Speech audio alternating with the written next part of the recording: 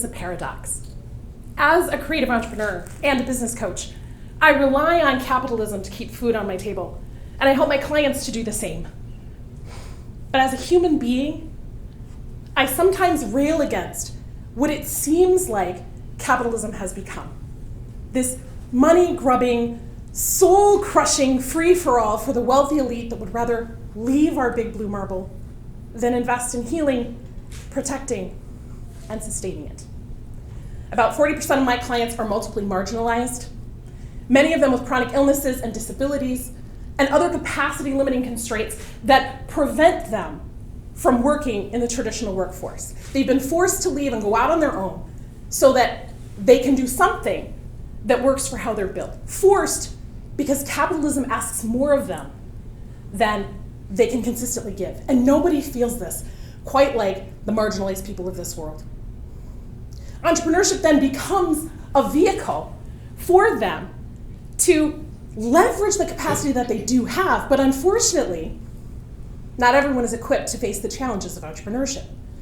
This incessant invitation to grow for growth's sake is a siren song that woos entrepreneurs into this trap of adding one more zero to their revenue, and then another, but it forgets about things like more rest, more play, more ease.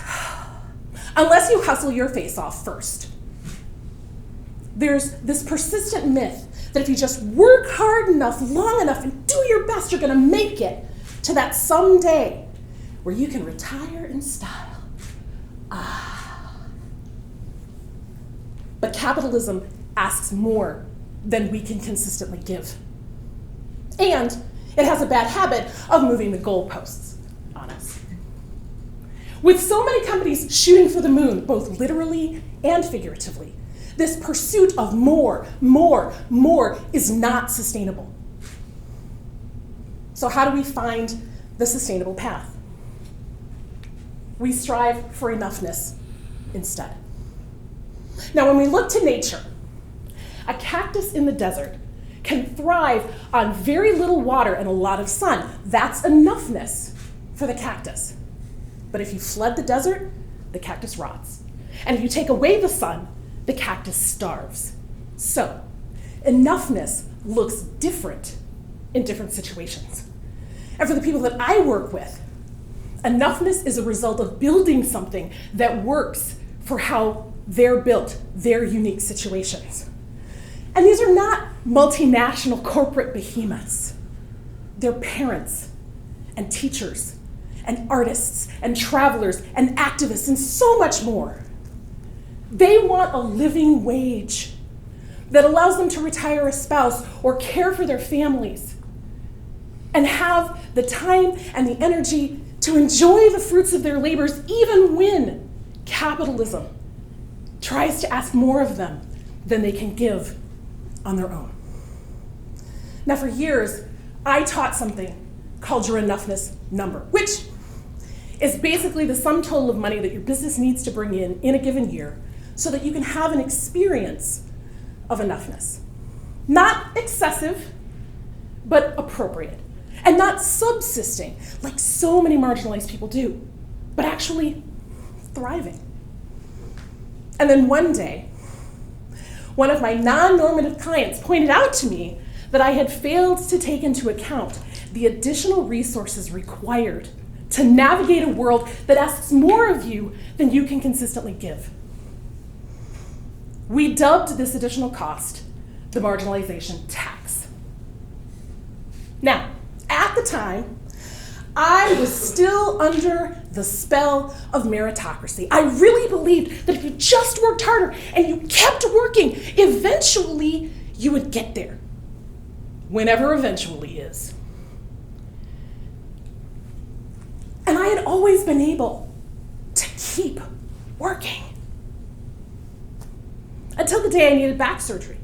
And I had to wait 11 days for my surgery. And I was in my bed, unable to walk or move or sit or stand or crawl without substantial pain and the need for help. And I was lucky because I had help at home. And I owned my own business. If I had been in traditional employment, I probably would have been fired, or at the very least, asked to use up all my paid time off, and then where would I be for the rest of the year? This tax is a spectrum of disadvantage that's based on a number of factors. Things like skin color, religion, gender expression, geography, and basically any circumstance where there's a power imbalance that puts one group of people at an advantage to the detriment of others. And to give you an example, this is not exhaustive, but you'll get the idea. I am a cis, straight, neurodivergent, mixed race, black woman who presents as white and able-bodied. But I'm almost 50. And this body is not the traditional socially accepted norm.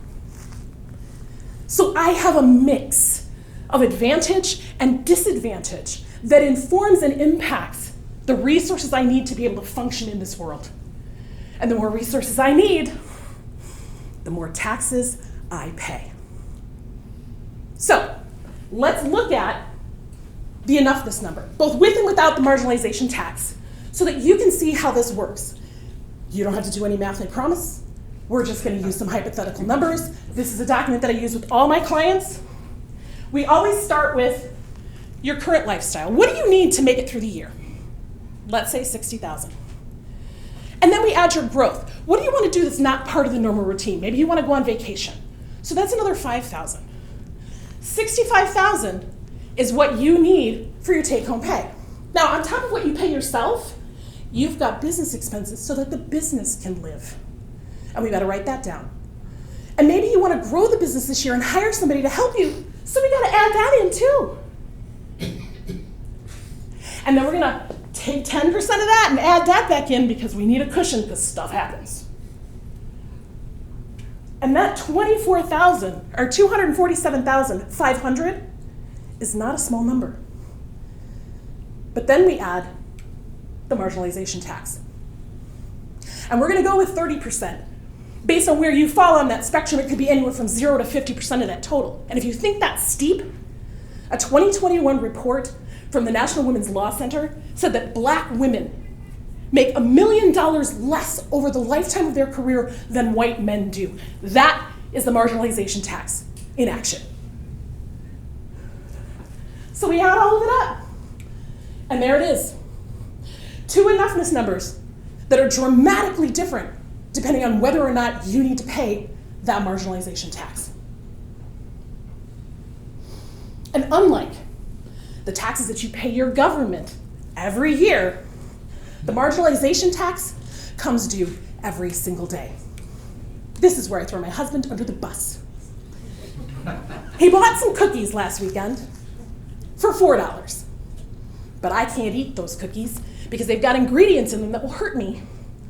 So if I want to have a comparable number of cookies that I can eat, I have to pay 3 times as much. Or I can spend just a little bit more, buy all the ingredients, take them home, and if I know how to cook, and I do, I can make my own. But that's going to cost me 45 minutes of my time that I don't get to spend with my sweetheart. He can just open up a pack of cookies and go to town. But the marginalization tax means that I have to pay in either money or time, resources that I may not have, just so that I can enjoy a cookie.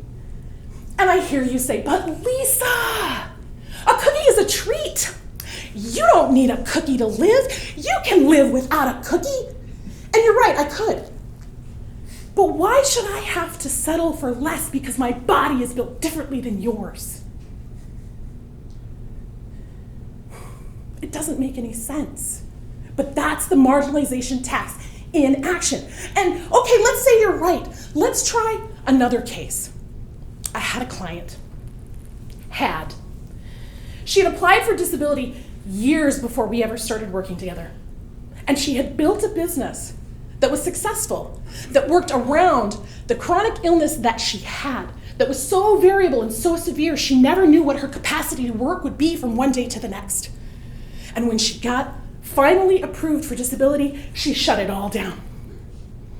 And she said to me, Lisa, I can't afford to jeopardize my disability payments.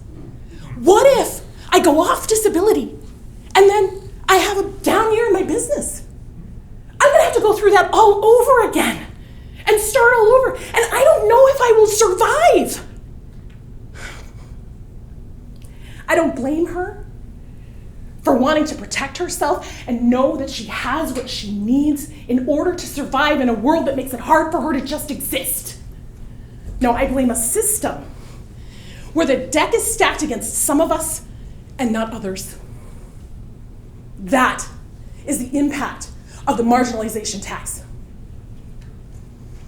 Everyone deserves to have an experience of enoughness. A full belly, a warm bed, and the safety of knowing they have what they need to thrive, and maybe even a cookie once in a while. And there's certainly plenty on this planet to make that possible, but the playing field is not level. And what's more, capitalism keeps moving those goalposts on us. But I believe that the best way for us to change a system is from inside it. And that is why I am a business owner. And that is why I help other business owners. People who are not trying to hustle their face off and become a squajillionaire. They just want to find that balance between living their life and being paid well within their capacity constraints so that they can still have the time and energy to enjoy the fruits of their labors.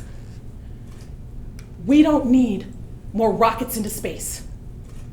We need more business owners striving for enoughness for everyone. Because when we have enoughness, well, it's enough. Like I said, it's a paradox. Lisa,